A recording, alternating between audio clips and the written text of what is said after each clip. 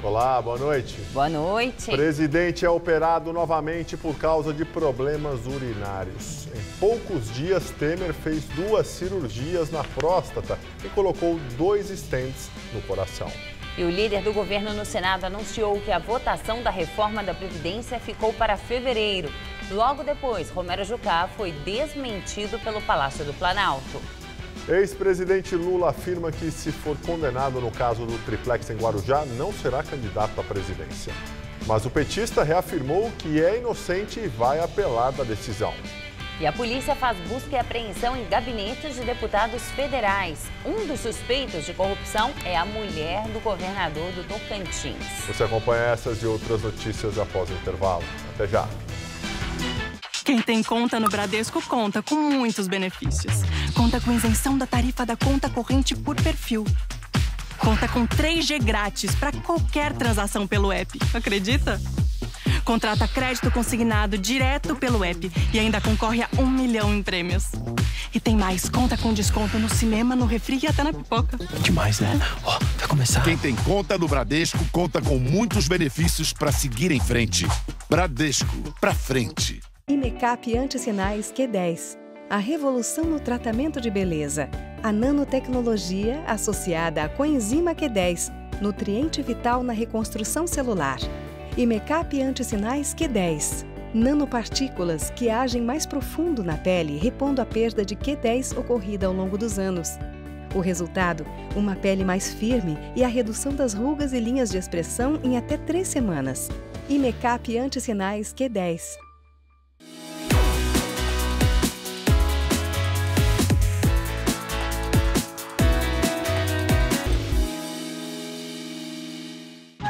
Nós somos movidos por perguntas.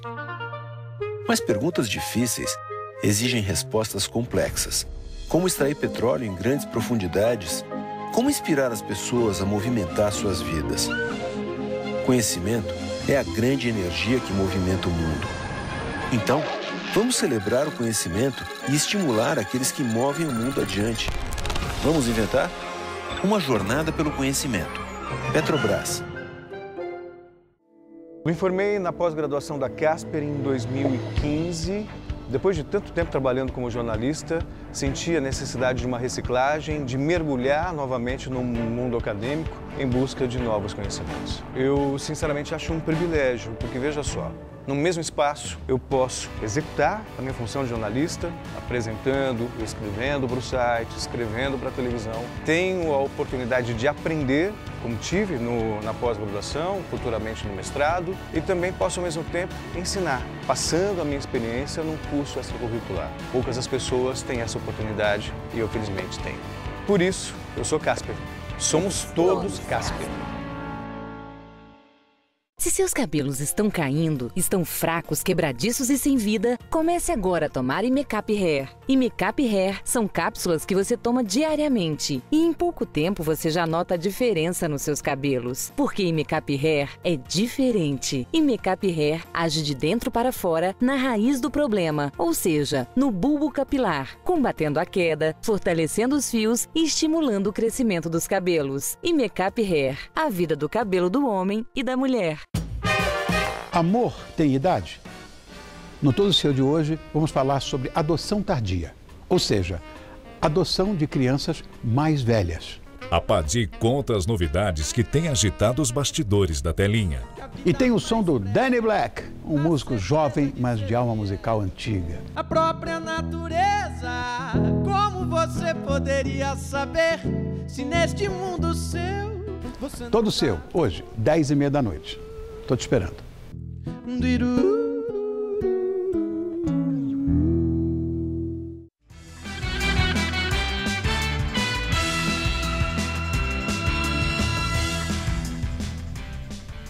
Há anos, famílias que moram perto da represa Billings, em São Bernardo do Campo, sofrem com o esgoto a céu aberto. Em janeiro, foram inauguradas redes de esgoto na região, mas a situação continua precária.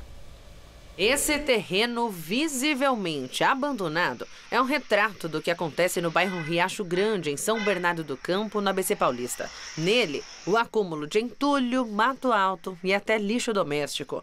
No muro de um dos imóveis, os sinais da erosão provocada por chuva e principalmente pelo esgoto, que corre livre a céu aberto. Na oficina do Elias, o teto está repleto de infiltrações. Ele mora na casa bem em cima do comércio e boa parte da laje e também das paredes estão comprometidas. Tudo por causa do terreno, que, segundo ele, é da prefeitura. A prefeitura do Riacho Grande ficou tomar providência, há 17 anos estão pedindo para fazer a biela, já está falando que já está pronto aí. Mas eles vêm aí, mexe, não faz nada. A enxurrada vem com fósforo tudo lá de cima e entra por dentro da laje, já está tudo oco, o quarto, o banheiro, e entra para dentro da oficina, a sujeira todinha. Sem canalização, o esgoto escorre e vai parar na calçada. O Ed Carlos mora no bairro há mais de 30 anos e conhece bem os problemas. Acaba me incomodando, porque eu vou pôr o carro para dentro, trago a sujeira que está toda na calçada. Aí todo dia eu tenho que lavar aqui, entendeu? E fica um mau cheiro, né? Acaba afetando a mim, meus clientes, né? Em janeiro deste ano, o governador Geraldo Alckmin inaugurou o sistema de esgotamento sanitário do Riacho Grande. Com 26 milhões e meio de reais, o objetivo era beneficiar os mais de 11 mil moradores aqui da região, com 40 quilômetros de novas redes de coleta de esgoto. Porque o que sai das casas dos moradores vai parar em algum lugar. Como aqui, por exemplo, ali é uma saída de esgoto e tudo vai parar lá na represa Billings. A Billings é uma das maiores e mais importantes represas da região metropolitana de São Paulo. Com cerca de 100 quilômetros quadrados de extensão, ela faz limite com 5 cidades paulistas, além da capital. Mais de 1,5 milhão de pessoas são abastecidas pela água ali tratada. Além disso, o local é ponto de lazer, principalmente nos dias de sol. O problema é esgoto caindo direto na água. Que esgoto que chega aqui? De todo o Riacho Grande, Vila Pelé, Parque Rio Grande, Bairro dos Fincos, Lago Azul, Jardim Icaraí, Tupã, ou seja, o bairro inteiro. Mesmo assim, muitos moradores pescam nas margens. Os pés da Joana ficam na água, sem nenhuma proteção. E o peixe que ela consegue fisgar é para alimentar a família. Não ligo não, só se tivesse contaminado, não tem, nós sempre comemos, nunca tivemos nada. A Prefeitura de São Bernardo do Campo afirma que o projeto para a construção de uma escadaria no terreno mostrado no começo da reportagem está em análise técnica. E segundo a Sabesp, as obras do programa ProBillings, que pretende despoluir a represa, estão em fase de licitação e tem início previsto para 2018. Ainda de acordo com a empresa, o investimento é de 123 milhões de dólares e abrange obras para coleta, afastamento e tratamento de esgoto e conta com recursos da Sabesp, do BNDES e da Agência de Cooperação Internacional Japonesa. O presidente Michel Temer foi internado de novo hoje no Hospital Sírio-Libanês, aqui em São Paulo, e passou por um novo procedimento cirúrgico urológico. De acordo com o boletim médico divulgado no começo da noite, o presidente Michel Temer está com um estreitamento no canal da uretra e também com dificuldades para urinar. Ele foi submetido a uma cirurgia de pequeno porte que, segundo os médicos, foi realizada sem intercorrências. Temer já está no quarto, se recuperando e, segundo os médicos, esse tempo de recuperação deve ser de até 48 horas. Em outubro, Temer já havia se submetido a um outro procedimento na próstata, também aqui no Sírio-Libanês, para tratar de uma hiperplasia benigna. E no mês passado, em novembro, ele também aqui no Sírio fez uma angioplastia para desobstruir 3 artérias do coração. Polícia Federal lança a nova fase da Operação Ápia, que tem como alvo os deputados federais Carlos Gaguin, do Podemos, e Dulce Miranda, mulher do governador do Tocantins, Marcelo Miranda, os dois do PMDB. Logo cedo, os mandados judiciais de busca e apreensão foram cumpridos nos gabinetes dos 2 deputados federais na Câmara. Os agentes vasculharam ainda os apartamentos funcionais dos políticos e as residências de ambos no Tocantins. Eles são suspeitos de lavagem de dinheiro e corrupção passiva. A ação foi pedida pela Procuradoria-Geral da República e autorizada pelo Supremo Tribunal Federal, já que os congressistas têm foro privilegiado.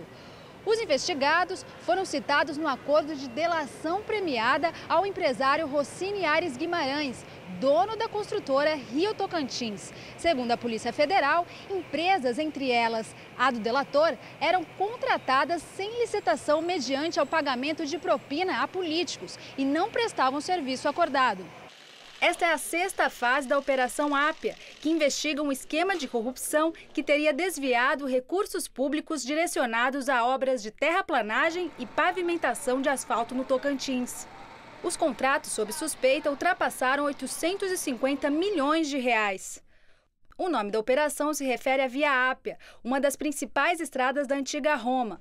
Entre os investigados estão ainda os ex-governadores Sandoval Cardoso, do Solidariedade, e Siqueira Campos, que recentemente se filiou ao Democratas.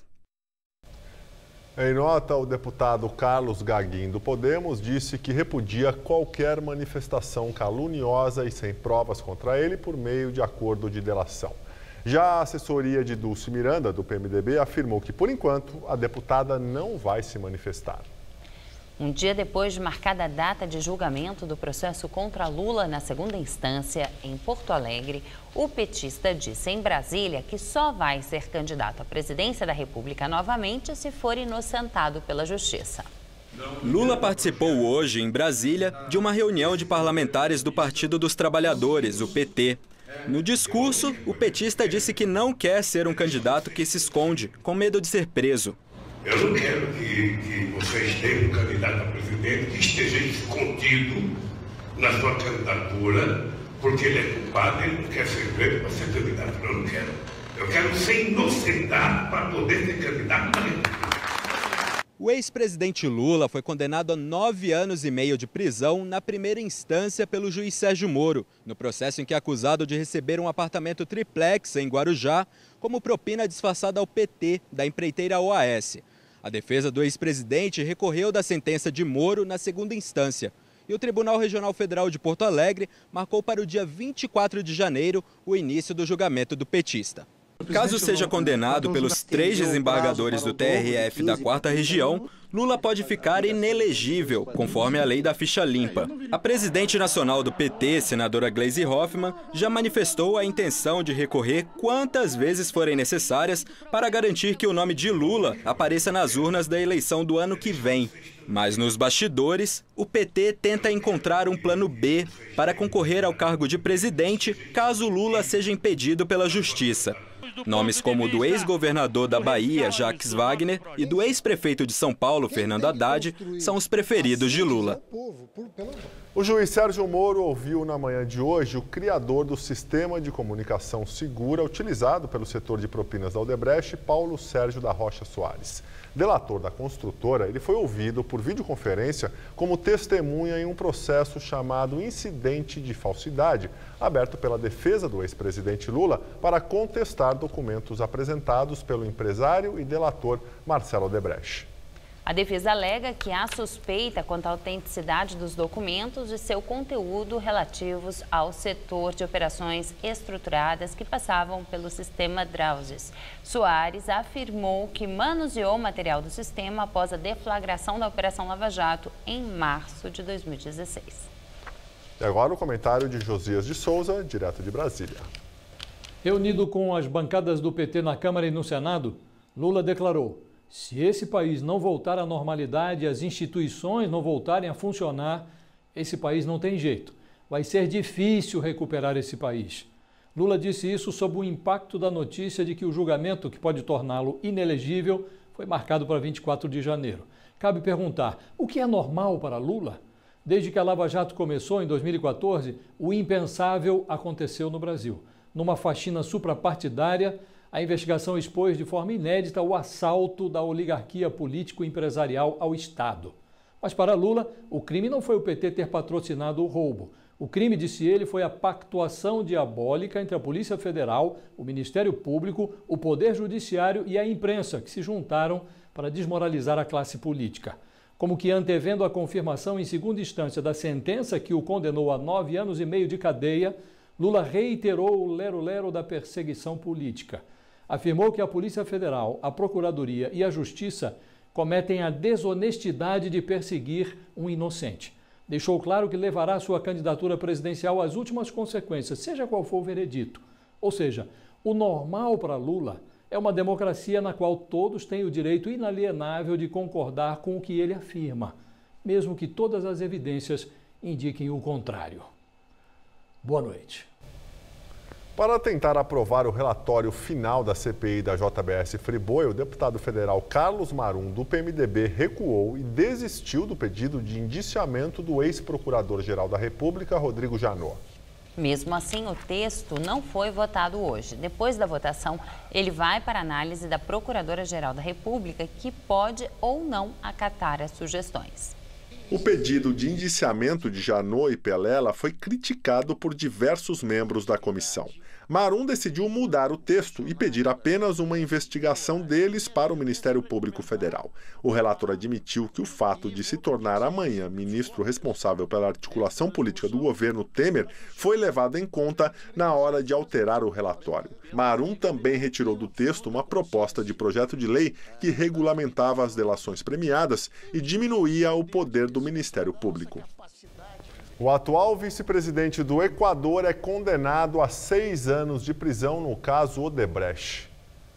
Jorge Glass se tornou político com o maior cargo no executivo na América Latina a ser condenado no escândalo Odebrecht. Segundo as investigações conduzidas pela Justiça equatoriana, ele recebeu mais de 13 milhões e meio de dólares em subornos da construtora brasileira quando era ministro de setores estratégicos do Equador entre 2010 e 2012. Este é o primeiro processo no Equador referente ao escândalo de corrupção envolvendo a Odebrecht. De acordo com o Departamento de Justiça dos Estados Unidos, a Odebrecht pagou mais de 700 milhões de dólares em propinas a autoridades de 12 países na América do Sul. Justiça Federal do Rio de Janeiro condena ex-executivos da Petrobras em esquema que beneficiou o grupo holandês SBM Offshore em contratos de navios-plataforma entre 1998 e 2012. O juiz Vitor Barbosa Valpost considerou que o ex-diretor da estatal, Jorge Zelada, o ex-gerente Pedro Barusco e ex-membro de comissão de licitação, Paulo Roberto Buarque Carneiro, cometeram corrupção passiva e lavagem de dinheiro. Os ex-agentes de vendas da SBM no Brasil, Luiz Eduardo Campos Barbosa da Silva e Júlio Faerman, também foram condenados por outros crimes. Segundo o Ministério Público Federal, já foram recuperados, neste caso, mais de 286 milhões de reais. PSDB fechou posição em apoio à reforma da Previdência e hoje de manhã, em mais um movimento de busca de apoio, o presidente Temer recebeu prefeitos de todo o país em evento em Brasília. Já o líder do governo no Senado, Romero Jucá, anunciou que a reforma da Previdência ficou para fevereiro. O Palácio do Planalto não informou quantos prefeitos participaram da reunião. Durante o pronunciamento, Temer voltou a destacar a necessidade de aprovar a reforma que, segundo o governo, deve equilibrar as contas públicas. O presidente pediu para que os prefeitos endossem o coro pela reforma e convençam deputados e senadores de seus partidos a votarem a favor do projeto e alertou sobre um possível impacto negativo na economia se a proposta não for aprovada. Porque nós estamos fazendo uma reforma agora que evita um desastre ali na frente. Qual é o desastre? Desastre já revelado modernamente na Grécia e Portugal. Se não fizermos a reforma da Previdência agora, daqui a 2, 3 anos, não tenham ilusão alguma. Vai ter que fazê-la de uma maneira muito mais radicalizada. Também durante a manhã de hoje, o PSDB finalmente decidiu fechar questão e vai apoiar a reforma. O assunto, que se arrastava há meses, gerou um racha no partido e na já conturbada base de apoio do governo federal. A decisão veio durante a primeira reunião da executiva sob o comando do governador de São Paulo, Geraldo Alckmin, novo presidente do PSDB. O partido também informou que, nesse momento, não pretende punir eventuais políticos que votarem contra a reforma. Perguntado sobre a punição aos tucanos desertores, Geraldo Alckmin disse que o momento é de convencimento, que o PSDB vai trabalhar para ter o maior número possível de votos. Na Câmara, a primeira etapa da votação, o partido possui 46 das 513 cadeiras. Não chega a 10% do total, mas são votos preciosos que podem fazer a diferença na aprovação final. No fim da tarde de hoje, a assessoria de imprensa do líder do governo no Senado, Romero Jucá, do PMDB, afirmou que a votação vai ficar para fevereiro do ano que vem. Segundo Jucá, a decisão foi tomada após acordo entre os presidentes do Senado, Eunício Oliveira, da Câmara, Rodrigo Maia, e do próprio governo federal. Nos últimos dias, líderes da base aliada já tinham sinalizado que, por falta de apoio, a votação do texto poderia ficar para o ano que vem. Para que a reforma avance, são necessários os votos de pelo menos 308 dos 513 deputados em 2 turnos na Câmara. Depois, serão outras 2 rodadas de votação no Senado. E após o líder do governo no Senado, Romero Jucá, anunciar que a votação da reforma da Previdência ficará para fevereiro de 2018, o Palácio do Planalto divulgou uma nota contradizendo o senador. Segundo o texto, o presidente Michel Temer ainda definirá com os presidentes da Câmara, Rodrigo Maia, do DEM, e do Senado, Eunício Oliveira, do PMDB, a data da votação. Irmão do ex-governador do Rio, Sérgio Cabral, do PMDB, afirma ter recebido R$240 mil sem prestar serviço algum. Em depoimento ao juiz federal Marcelo Bretas, o publicitário Maurício Cabral disse que recebeu o dinheiro através de Carlos Miranda, que assumiu ser o gerente de propina do ex-governador. Ele negou conhecer qual era a origem do dinheiro e a participação no esquema. Maurício e outras 5 pessoas, incluindo o ex-governador, são acusadas pelo Ministério Público Federal de lavar cerca de R$1.700.000 de propina por meio de contratos fictícios com a empreiteira FW Engenharia. A prefeitura comprou um prédio ocupado há mais de 10 anos por integrantes de movimentos sociais. O imóvel, no centro de São Paulo, vai ser transformado em moradia popular. O edifício da Rua Mauá, número 340, foi comprado por R$20.100.000. O local foi invadido em 2007 e atualmente abriga 237 famílias. A ocupação é liderada por 3 movimentos sociais. Ainda é necessário que um juiz homologue o acordo entre a prefeitura e os proprietários do prédio. Segundo a prefeitura, não há garantias de que os moradores que estão nos edifícios serão beneficiados com os apartamentos. As famílias que forem selecionadas pela prefeitura vão ter que pagar pela posse do imóvel uma quantia de até 20% do total da renda. O prazo para o pagamento vai depender da forma de financiamento do edifício, o que ainda não foi definido. Hoje o sol reapareceu e ajudou a elevar as temperaturas em São Paulo. Agora à noite as nuvens predominam, mas não há chance de chuva. Mariana Armentano traz os detalhes da previsão para a gente.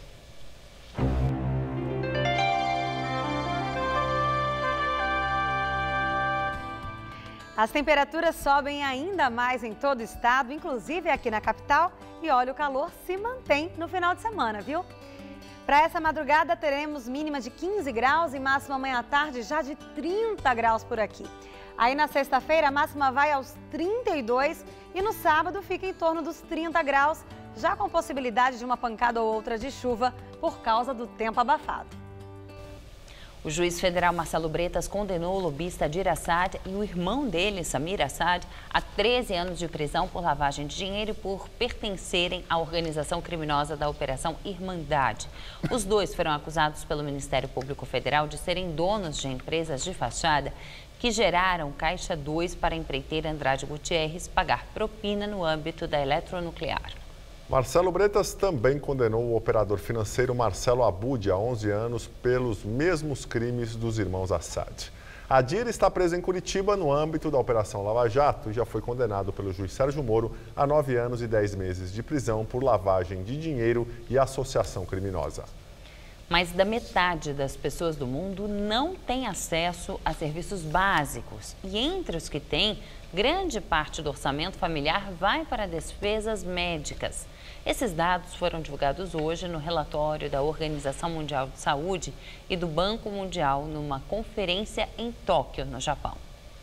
De acordo com o relatório, das pessoas que têm acesso a serviços básicos, ao menos 100 milhões acabam sendo empurradas para a pobreza devido aos gastos médicos em todo o mundo. Essas pessoas vivem com cerca de menos de $2 por dia. Outros 800 milhões gastam 10% do que ganham com saúde. Os dados ainda mostram que, se por um lado há acesso maior a tratamentos para drogas e AIDS, isso ainda é lento e desigual entre os países, como são os serviços na África subsaariana e no sul da Ásia. Nos países de menor renda, 17% das mães de lares mais pobres recebem cuidados essenciais durante a maternidade, como vacinas, contra 74% das famílias de países com renda alta. Segundo a Organização Mundial da Saúde, todos os países membros da entidade se comprometeram com a expansão do acesso à saúde até 2030. A OMS ainda enfatizou a necessidade de todos os países oferecerem um serviço universal para suas populações. Aqui no Brasil, o SUS, Sistema Único de Saúde, é o serviço de cobertura pública oferecido às pessoas. As vendas do comércio varejista caíram 0,9% em outubro na comparação com setembro. Segundo os dados divulgados hoje pelo IBGE, este foi o maior recuo para o mês desde 2008. Já em relação a outubro de 2016, o comércio teve alta de 2,5%, a 7ª taxa positiva consecutiva nesta base de comparação. E agora vamos ao comentário de economia com Vinícius Torres Freire. Outubro virou o mês das bruxas também no Brasil. Tem Halloween. E a bruxa também esteve solta no comércio. As vendas caíram muito de setembro para outubro, como a gente viu pela pesquisa do IBGE que saiu hoje. Para piorar, nessa pesquisa a gente viu que os resultados de julho, agosto e setembro, na verdade, foram um pouquinho piores do que se sabia depois da revisão dos dados. O que houve? Como o próprio IBGE e muita gente anda dizendo, as pessoas teriam resolvido poupar para gastar no Black Friday de novembro. Mas o suposto sucesso da Black Friday explica o fracasso do mês do Halloween? Pode ser. Os economistas do Banco Itaú acreditam que o comércio cresceu mais de 2% em novembro, mais do que compensando a queda de outubro.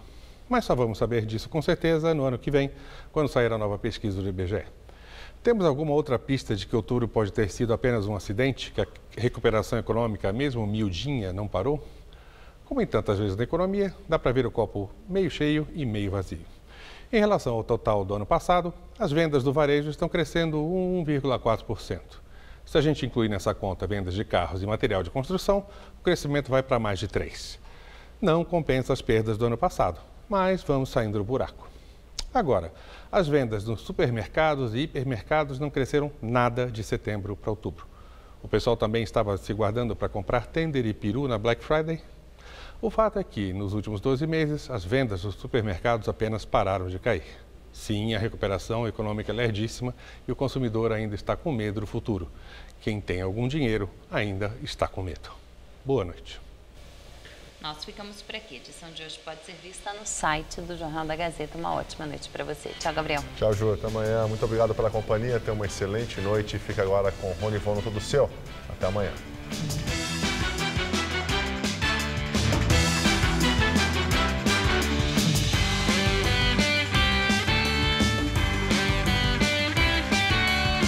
Esta quinta, 9h30 da manhã, confira tudo o que você precisa saber sobre o seu CPF no Revista da Cidade.